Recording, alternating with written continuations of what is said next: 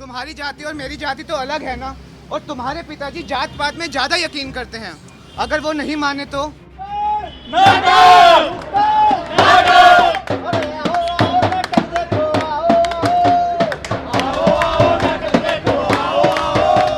जब बड़ों ने सब कुछ तय कर ही लिया है तो उसमें बच्चे को टांग अड़ाने का क्या ही मतलब है ना? बिन पैसे का नाटक देखो, बिन पैसे का नाटक।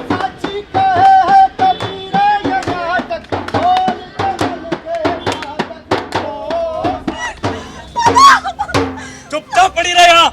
आज से तेरा पढ़ना लिखना कॉलेज जाना सब बंद। हम काम की बातें ही दो चार बताएंगे। हम काम की बातें ही दो चार बताएंगे। कुछ समझेंगे तुमसे और कुछ समझाएंगे। कुछ समझेंगे तुमसे और कुछ समझाएंगे। तुमने सरपंच का नाम मिट्टी में मिलाया था ना, घर से भागकर शादी की थी। इसका तो यही अंजाम होना था। अब भुगतो यहाँ। अरे आओ आओ नाटक देखो, आओ आओ नाटक देखो, अरे आओ आओ नाटक देखो, आओ नाटक देखो, भैया आओ भाभी आओ चाचा आओ चाची आओ, भैया आओ भाभी आओ चाचा आओ चाची आओ। बिन पैसे का नाटक देखो, बिन पैसे का नाटक, बिन पैसे का नाटक देखो, बिन पैसे का नाटक। और साची कहे है कबीरा ये नाटक, बोल के मन के नाटक। ओ साची कहे ये कबीरा ये नाटक, बोल दे मन के फाटक। ओ नाटक मन के फाटक बोले, नाटक मन के फाटक, नाटक मन के फाटक बोले, नाटक मन के फाटक। एक नहीं दो चार ये बोले, एक नहीं दो चार, एक नहीं दो चार ये खोले, एक नहीं दो चार। ओ आओ आओ नाटक देखो, आओ आओ नाटक देखो, आओ आओ। आओ नाटक देखो, आओ नाटक देखो, आओ आओ। नाटक देखो, आओ। नमस्कार आदाब। हम सब आपके सामने एक छोटा सा नुक्कड़ नाटक प्रस्तुत करने आए हैं, जिसके जरिए हम आपको कुछ बतलाएंगे, कुछ दिखलाएंगे और कुछ सिखलाएंगे। तो आपका समय ज्यादा न लेते हुए शुरू करते हैं हम अपना नुक्कड़ नाटक। हम काम की बातें ही दो चार बताएंगे। हम काम की बातें ही दो चार बताएंगे। कुछ समझेंगे तुमसे और कुछ समझाएंगे। कुछ समझेंगे तुमसे और कुछ समझाएंगे। है बात समझदारी की और थोड़ी वफादारी की। है बात समझदारी की और थोड़ी वफादारी की, जिसे हम सबको है निभाना उस जिम्मेदारी की। जिसे हम सबको है निभाना उस जिम्मेदारी की। है सबसे जरूरी क्या क्यों, है सबसे जरूरी क्या क्यों, सब कुछ बतलाएंगे। हम काम की बातें ही दो चार बताएंगे। कुछ समझेंगे तुमसे और कुछ समझाएंगे। कुछ समझेंगे तुमसे और कुछ समझाएंगे। पिताजी, मुझे ना कुछ पैसे चाहिए। मुझे कॉलेज से ना कुछ किताबें लेनी थी। कितने पैसे चाहिए बेटा? 500। अच्छा ठीक है। अरे भाई साहब नमस्कार। अरे नमस्कार भाई, नमस्कार। नमस्कार बिटिया, क्या बात है बिटिया, बहुत बड़ी हो गई। कौन सा स्कूल में हो? अरे मैं स्कूल में नहीं हूँ, मैं कॉलेज में हूँ। लास्ट ईयर चल रहा है। Last year? भाई वाह, बिटिया तो बहुत बड़ी हो गई। क्या बात है भाई साहब। अब बिटिया का शादी विवाह के लिए कोई लड़का लड़का देखिए। अरे भाई साहब, हमने इसका पहले ही पक्का कर दिया है। आखिर अपनी इकलौती बिटिया जो है। अरे हाँ भाई साहब, तब तो शादी धूमधाम से होनी चाहिए। बिल्कुल, बिल्कुल। और वैसे आपने पूजा बिटिया से पूछ लिया इसके लिए? इसमें पूजा से क्या पूछना, आखिर हम बड़ों की बातों में ये छोटे कहाँ दखल देंगे। हाँ, ये बात बिल्कुल ठीक कही भाई साहब आपने। जब बड़ों ने सब कुछ तय कर ही लिया है तो उसमें बच्चे को टांग अड़ाने का क्या ही मतलब है ना? बिल्कुल, बिल्कुल। मैं जाती हूँ। हाँ हाँ, जाओ बिटिया जाओ। अरे भाई साहब, मैं भूल ही गया था। देखिए भाई साहब, आपको पंचायत में चलना है, उस परिवार का फैसला करवाना है। अच्छा। अब आप ठहरे सरपंच, समाज के सभी लोग आपका बेसब्री से इंतजार कर रहे हैं। चलिए। आओ चलो भाई। हाँ चलो। हाँ, चलिए भाई साहब। कैसे हो सूरज? मैं अच्छा हूँ पूजा, तुम बताओ। मैं भी ठीक ही हूँ। पूजा तुमसे कुछ जरूरी बात करनी थी। हाँ हाँ बोलो। देखो ना, हमारे रिश्ते को कितना समय हो गया है अब हमें शादी कर लेनी चाहिए। सूरज, मुझे भी इसी के बारे में बात करना था। मैंने ना आज सुबह पापा और चाचा को बात करते देखा। वो मेरी शादी के बारे में बात कर रहे थे और तुम्हें पता है वो मेरी शादी किसी दूसरे लड़के से जबरदस्ती करवाना चाह रहे हैं बिना मेरी मर्जी के। अरे तब तो हमें और जल्दी शादी कर लेनी चाहिए। हाँ सूरज, पर मगर पूजा, तुम्हारी जाति और मेरी जाति तो अलग है ना, और तुम्हारे पिताजी जात पात में ज्यादा यकीन करते हैं। अगर वो नहीं माने तो? मुझे नहीं पता वो मानेगी कि नहीं। मुझे डर लग रहा है क्योंकि उनका समाज में बहुत इज्जत है, बहुत नाम है उनका। तो पूजा, क्या तुम मुझे छोड़ दोगी? कैसी बात कर रहे हो सूरज? भला मैं तुम्हें ऐसे कैसे छोड़ सकती हूँ? मैं किसी और से शादी नहीं कर सकती। तो हमारे लिए, हमारे रिश्ते के लिए एक बार घर पर बात करके तो देखो। सूरज, मुझे लगता है मुझे बात करनी पड़ेगी, उनको बताना ही पड़ेगा। मुझे नहीं पता वो मानेगी कि नहीं, लेकिन मैं कोशिश करती हूँ। क्या पता शायद वो मान जाए। हाँ पूजा, तुम कोशिश तो करो और तुम चिंता मत करो, मैं हूँ तुम्हारे साथ। हाँ सूरज। ठीक है पूजा।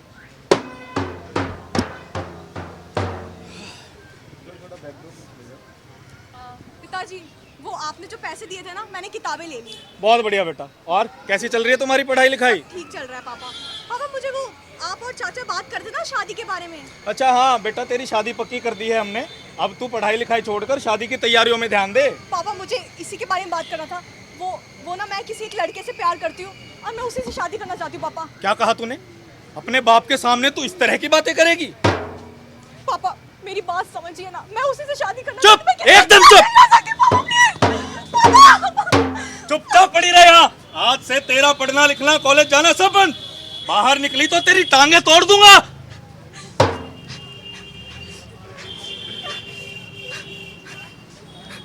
सूरज, हेलो सूरज। सूरज, मेरा दम घुट रहा है यहाँ पे। मैं यहाँ नहीं रह सकती। मैंने पापा को हमारे बारे में बता दिया, वो मुझे बहुत मार रहे हैं।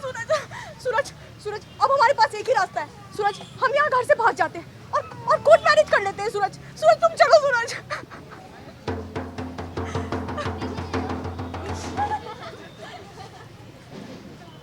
भाई साहब, समाज में हमारा इतना नाम था, इस लड़की ने घर से भागकर हम सबकी नाक कटवा दी है समाज में।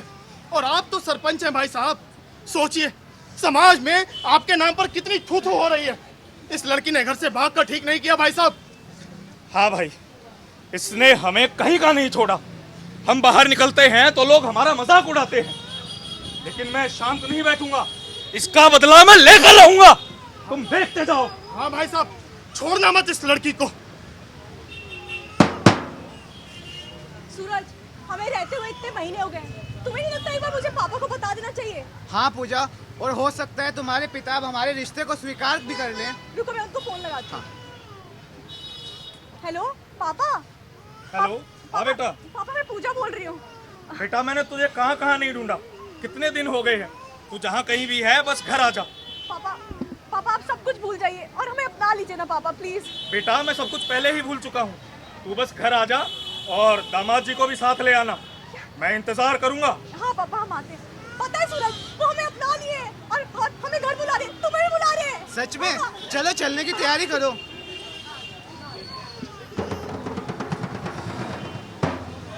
नमस्ते पापा। नमस्ते बेटा। कैसे पापा आप? मैं कैसा ही हो सकता हूँ पूजा? पापा, हमने जो कुछ भी किया उन सबको भूल के हमें अपना लीजिए पापा। बेटा, तुम्हें तो मैं अपना लूंगा, और अब जो मुझसे होगा तुम भी उसे अपना लेना। खैर, ये सब छोड़ो, बड़ी दूर से आए होगे।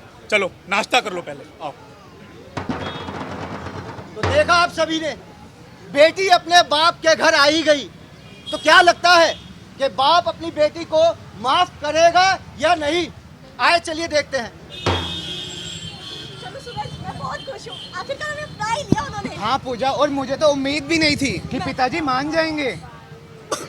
अरे पूजा, पूजा क्या हुआ तुम्हें? पूजा, पूजा, अरे सूरज, पूजा, अरे पूजा, पूजा, पिताजी, पिताजी, पिताजी। तुमने सरपंच का नाम मिट्टी में मिलाया था ना, घर से भागकर शादी की थी।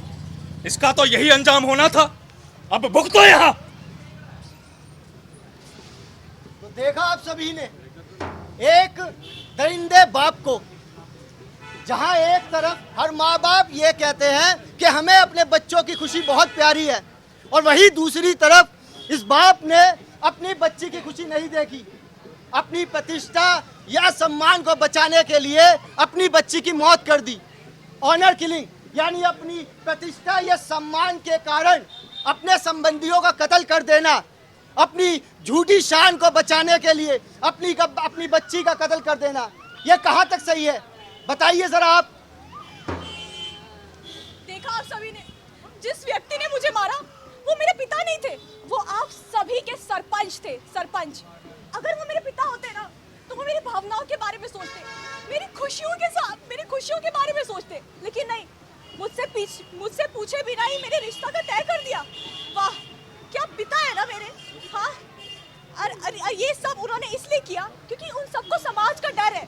समाज के दबाव में आकर उन्होंने मेरी हत्या कर दी, एक लड़की की हत्या कर दी। ऐसे ना जाने कितने किस्से होते हैं, कितनी कहानियां होती हैं, कितने कितने राज्यों में ऐसा होता है।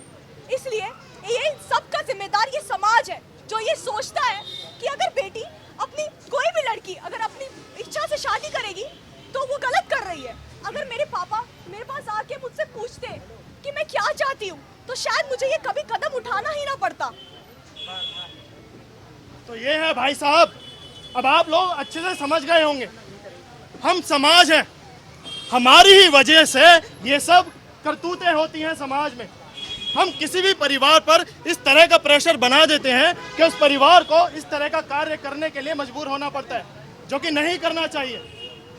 तो ये थी हमारे तरफ से एक छोटे से नाटक की प्रस्तुति। उम्मीद करते हैं आप लोगों को बहुत कुछ समझ आया होगा। तो भाई साहब कहते हैं ना, तू जिंदा है तू जिंदगी की जीत पर यकीन कर, अगर कहीं पे स्वर्ग है उतार ला जमीन पर। तू जिंदा है तू जिंदगी की जीत पे यकीन कर, अगर कहीं पे स्वर्ग है उतार ला जमीन पर। गम के और 4 दिन, सितम के और 4 दिन, ये दिन भी जाएंगे गुजर गए 1000 दिन। कहते हैं ये 4 दिन और 4 दिन, ये दिन भी जाएंगे गुजर गए 1000 दिन, 1000 दिन, 1000 दिन, 1000 दिन।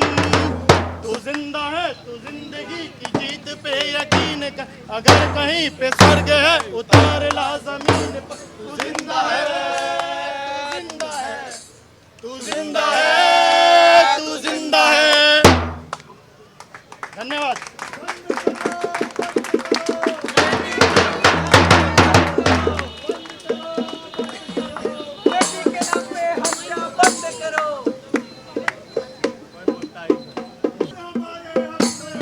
बाप घाप का करना क्या, जाति धर्म का करना क्या, जाति धर्म का करना क्या, जाति धर्म का करना क्या। प्यार किया तो डरना क्या, जाति धर्म का करना क्या। सभी साथियों का जो संदेश है वो अपने आप में मुकम्मल भारत के एक राष्ट्र को बनाने की और एक प्रयास हम इसको कह सकते हैं कि भारत एक ऐसा मुल्क हो जहां सभी धर्म, जाति, वर्ग, समाज के लोग, सभी लिंग, भाषाओं के लोग मिलजुल कर रहें, किसी के साथ किसी तरीके का अपराध या भेदभाव ना हो।